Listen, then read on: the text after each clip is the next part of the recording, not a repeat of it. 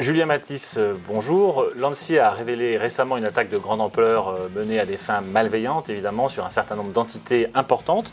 Comment avez-vous ressenti la situation? Ça révèle surtout un manque de professionnalisme de pas mal d'utilisateurs, d'entreprises, autres, qui finalement n'ont pas suivi les règles de bonne pratique et d'hygiène, on va dire, informatique, que préconise l'ANSSI, c'est-à-dire avoir toujours une plateforme à jour, toujours une plateforme qui est patchée, qui est mise à jour et qui suit les versions pour effectivement gommer ces problèmes de sécurité.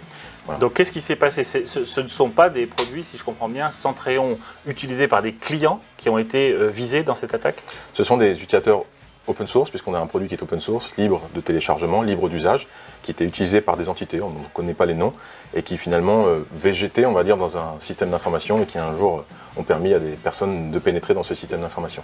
Alors, est-ce que ça veut dire que ce que vous pouvez dire aux utilisateurs en open source aujourd'hui, c'est de ne pas confondre open source et amateurisme? Tout à fait. Aujourd'hui, on a besoin de professionnalisme. C'est pas parce qu'une solution est gratuite et open source qu'il ne faut pas s'en occuper, qu'il ne faut pas suivre le cycle de vie de ce produit. Il faut le mettre à jour, il faut le maintenir, il faut le sécuriser, il faut suivre les bonnes pratiques d'installation pour que finalement ne vienne pas un élément négatif dans le fonctionnement du SI et de l'entreprise.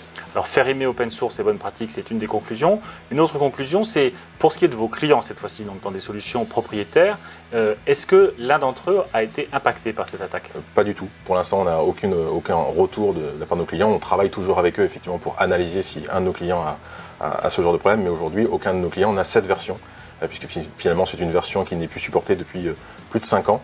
Et donc voilà, normalement, aucun de nos clients n'a un contrat de support ou de maintenance sur un type de produit aussi obsolète. Donc vos clients, et par ailleurs ceux qui ne sont pas vos clients mais qui respectent les bonnes pratiques, même en open source, n'ont pas été impactés. Non. Donc bonne pratique, professionnalisme. Est-ce qu'il y a un enjeu de souveraineté derrière et en quoi est-ce que cet enjeu concerne Centréon éventuellement? Effectivement, il y a un enjeu de souveraineté. On est une entreprise française, on est une entreprise qui a grandi énormément ces dernières années et on est un peu le champion européen du monitoring. Et donc cette image qu'on a dans les journaux, j'espère, va pouvoir être gommée par une image beaucoup plus positive avec des produits supportés, fiables et robustes.